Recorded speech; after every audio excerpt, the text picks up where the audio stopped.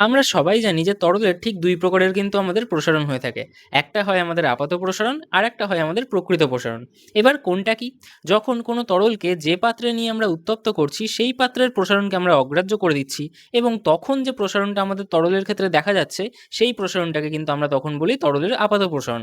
অপরপক্ষে যে তরলকে আমি কোনো একটা পাত্রে নিয়ে উত্তপ্ত করছি সেই পাত্রের যে প্রসারণটা হচ্ছে তাকে যদি আমি তরলের আপাত প্রসারণের সাথে যুক্ত করে দিই, তাহলে তরলের যে প্রসারণ পাওয়া যায় তাকেই কিন্তু আমরা তখন বলি যে এটা হচ্ছে আমাদের তরলের প্রকৃত প্রসারণ। এইবার এটা বোঝার জন্য আমরা দুটো এক্সপেরিমেন্ট করব। তো এটা হচ্ছে আমাদের এক্সপেরিমেন্ট নাম্বার 1 বা কেস 1, যেখানে আমি কি করছি, যেখানে আমি একটা পাত্রের মধ্যে টুবু টুবু করে জল ভরছি, ঠিক আছে? মানে যতটা জল ভরা যায় পুরো জায়গাটা কিন্তু আমি জল ভরে দিচ্ছি। তো ধরে নাও এটা একটা পাত্র, যার আয়তনটা কত, যার আয়তনটা হচ্ছে আমাদের 100 মিটার কিউব, ঠিক আছে?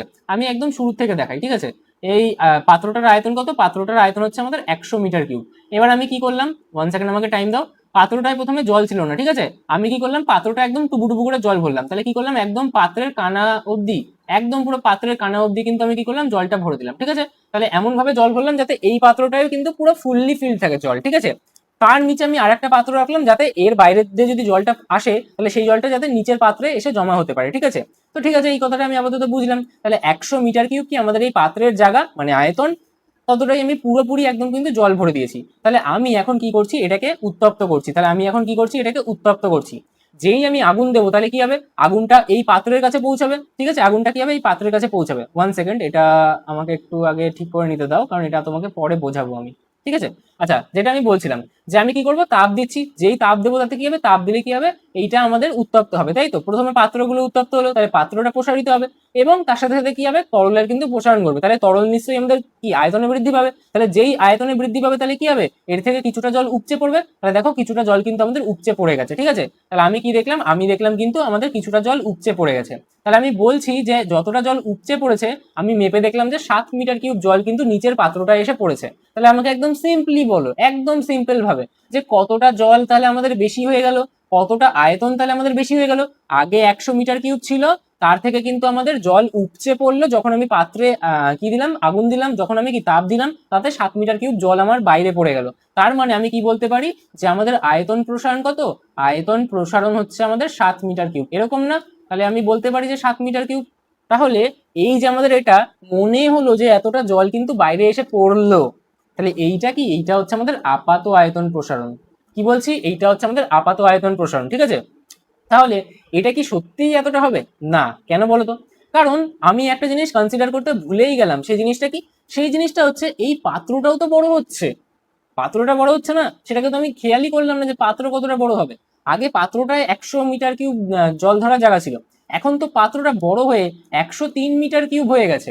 আমি কি বলছি, যে 1 সেকেন্ড, আমি কি বলছি, যে আমার যে পাত্রটা আছে ওই পাত্রটাতে আগে 100 মিটার কিউব জল ধরা কিন্তু জায়গা ছিল, ঠিক আছে? এখন কি হলো, এখন আমার যেহেতু আমি তাপ পাচ্ছি, তাহলে তাপ পেয়ে পাত্রটা গরম হচ্ছে। পাত্র গরম হলে পাত্র একটা কঠিন পদার্থ, তাহলে পাত্রেরও তো এক্সপ্যানশন হবে, পাত্রেরও প্রসারণ ঘটবে। তাহলে পাত্রটা কিন্তু আমাদের দৈর্ঘ্য প্রস্থ উচ্চতায় বৃদ্ধি পাবে। তাহলে কি হবে, পাত্রটা কিন্তু বড় হয়ে আমাদের 103 মিটার কিউব আয়তন বিশিষ্ট হয়ে গেল। তাহলে পাত্রটাও তো বড় হয়ে গেছিল। তাহলে এই পুরো 103 মিটার কিউব জুড়েও তো আমাদের জল রয়েছে, আবার বাদ বাকি 7 মিটার কিউব কিন্তু জল বাইরে পড়ে গেছে। এইটাই তো কনসেপ্ট। তাহলে আমাকে বলো তো, এর সত্যি সত্যি কতটা আয়তন প্রসারণ হয়েছে, অর্থাৎ এর প্রকৃত আয়তন প্রসারণ কতটা? আমাকে একটা কথা বলো, যে এর সত্যি সত্যি কতটা আয়তন প্রসারণ হয়েছে। ভালো করে এটাকে পজ করো, ভেবে উত্তর দাও, তারপর আমার উত্তরের সাথে মেলাবে। আমার কথাটা এবার ভালো করে ভাবো। দেখো, আগে 100 মিটার কিউব জল ছিল, এখন পাত্র 103 মিটার কিউব হয়েছে, ততটাই তো জল রয়েছে। তার মানে নিশ্চয়ই 3 মিটার কিউব তো জল আমাদের এই ভিতরেও এক্সট্রা হয়ে গেল। তাহলে নিশ্চয়ই এখানে 3 মিটার কিউব জল আমাদের এক্সট্রা ছিল, প্লাস বাইরে আরো 7 মিটার কিউব এসছে।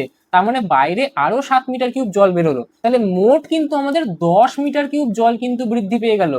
তাহলে সত্যি কতটা আমাদের জল বৃদ্ধি পেলো, সত্যি কিন্তু তরলের প্রসারণ বা জলের প্রসারণ ঘটলো আমাদের 10 মিটার কিউব।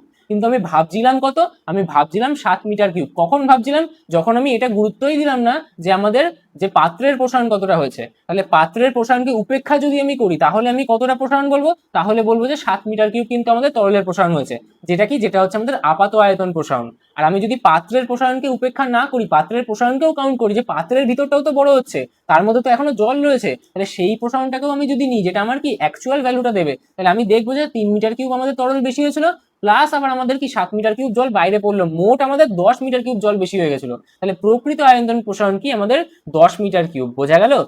এবার আমাকে একটা কথা বলো, এই যে 3 মিটার কিউব, এইটা কি বলতো? এই 3 মিটার কিউবটা কি? এই 3 মিটার কিউবটা আমাদের পাত্রের প্রসারণ না? এই 3 মিটার কিউবটা কি, যে কতটা পাত্র প্রসারিত হয়েছে, তাহলে আমি বলতে পারি যে আমাদের এই যে প্রকৃত আয়তন প্রসারণ 3 মিটার কিউবটা কি, এটা আমাদের পাত্রের প্রসারণ। এটা কি, এটা হচ্ছে আমাদের পাত্রের প্রসারণ। আর এই 7 মিটার কিউবটা কি, এই 7 মিটার কিউবটা হচ্ছে আমার দেখে যতটা মনে হচ্ছিল যতটা বাইরে পড়ে গেল, তাহলে এইটা কি, এটা হচ্ছে আমাদের তরলের আপাত প্রসারণ। এটা কি, এটা হচ্ছে আমাদের তরলের আপাত প্রসারণ। তাহলে আমাকে একটা কথা কি বলতে পারবে, যে প্রকৃত আয়তন প্রসারণ কি আমি তখন বের করতে পারবো যখন আমি পাত্রের প্রসারণের সাথে তরলের আপাত প্রসারণ যোগ করে দেবো, তখনই বের করতে পারবো। এমনিও ভাবো না, আপাত আয়তন প্রসারণ কখন বেরোয়, যখন আমি পাত্রের প্রসারণকে ধরছি না। আর প্রকৃত আয়তন প্রসারণ কি করবো, যখন পাত্রের প্রসারণকে ধরবো। তাহলে আমি কি করে বার করবো, আপাতর সাথে পাত্রের প্রসারণটাকে যোগ করে দিলেই কিন্তু প্রকৃত আয়তন প্রসারণটা বেরিয়ে যাবে। এবার আমাকে একটা কথা বলো, কোনটা সত্যি সত্যি তোমার তরলের আয়তন প্রসারণকে দেখালো, কোনটা সত্যি এমন ভ্যালু দিল যেটা সত্যি আমি বুঝতে পারবো যে এতটাই তরল প্রসারিত হয়েছে? নিশ্চয়ই তাহলে আমাদের কি প্রকৃত আয়তন প্রসারণ। তাহলে তরলের নিজস্ব বৈশিষ্ট্য কোনটা, তরলের নিজস্ব বৈশিষ্ট্য কিন্তু আমাদের প্রকৃত আয়তন প্রসারণ। বোঝা গেল আমার কথাটা? তাহলে এইটা কিন্তু আমাদেরকে মাথায় রাখতে হবে। তাহলে এটা গেল আমাদের কেস 1। এবার চলে আসবো আমাদের একটা কেস 2, যেটা কিন্তু তোমাদের বইতে আছে। এবার আমি একটা কথা বলি, যে আমি কি করছি, এটাকে উত্তপ্ত করছি, ঠিক আছে? এই পাত্রটাতে আমি কি করছি, উত্তপ্ত করছি। তাহলে এই যে তাপটা কার কাছে প্রথমে যাবে, প্রথমে আমাদের পাত্রের কাছে যাবে। তাহলে পাত্র প্রথমে উত্তপ্ত হবে। তাহলে আমাকে একটা কথা বলো, পাত্রটা যদি বড় হয়ে যায়, আমি এখানে কিছু লেভেল করছি, ঠিক আছে? লেভেলটা কেমন হবে, দেখো এইটা হচ্ছে আমাদের এ লেভেল, ঠিক আছে? এটা হচ্ছে আমাদের কি, এটা হচ্ছে আমাদের এ লেভেল, ঠিক আছে? আমাকে একটু ভালো করে ছবিটা আঁকতে হবে, তাই একটু কিন্তু আমাকে সময় দেবে সবাই, ঠিক আছে? এটা কি, এটা হচ্ছে আমাদের এ লেভেল। দেখো এই এ লেভেল অবধি আমাদের কি ছিল, তরলটা ছিল। এবার যেই আমি তাপ পাচ্ছি, তাহলে প্রথমে আমাদের তাপটা কার কাছে আসবে, পাত্রের কাছে আসবে। তাহলে পাত্রটা একটু বড় হবে। এবার তুমি ভালো করে ভাবো, এটা ট্রান্সপারেন্ট হলে খুব ভালো হতো, বাট আমার কাছে ট্রান্সপারেন্ট বোতল মানে যেটা আছে সেটা ক্যামেরাতে দেখানোর মতো না। যাই হোক, তো এটার মধ্যে ধরে নাও এই অবধি জল আছে, ঠিক আছে? এবার এটা বড় হয়ে গেল, ধরো এটা গামলা হয়ে গেল।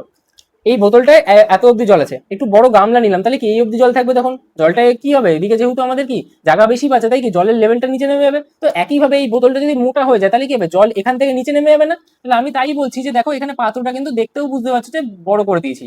এতটা একদম খালি চোখে বোঝা যাবে এমন বড় হয় না, বাট আমি এখন বোঝার সুবিধার্থে কি আমরা এরকম বড় করে দেখাচ্ছি, যে পাত্রটা দেখো একদম পুরো খালি চোখেই বুঝতে পারছি যে বড় হয়ে গেছে। তাহলে বড় হলে কি হবে, জলের তরলের যে জলটা আছে বা তরলটা আছে সেটা কি নিচের দিকে নেমে যাবে। তাহলে পাত্রটাতে এই যে তরলটা, সেই তরলের লেভেলটা কিন্তু নিচে নেমে গেল, যেটাকে আমি বি মার্ক করলাম, যে আমাদের তরলটা নিচে নেমে গেল বি হিসেবে। এবার কি হবে, এইবার এইটাতে আমাদের কি আগুন আমি সবকটাই জ্বালিয়ে দিই, ঠিক আছে?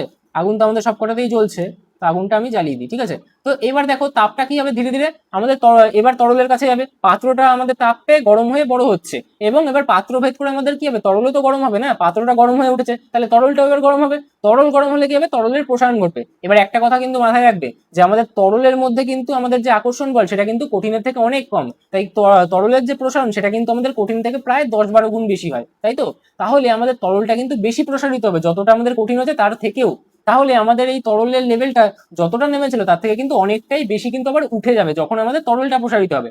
তাহলে আমাদের এইটা ছিল এ লেভেল, নিচের দিকে নেমে গেল, এটা কি, এটা বি লেভেল।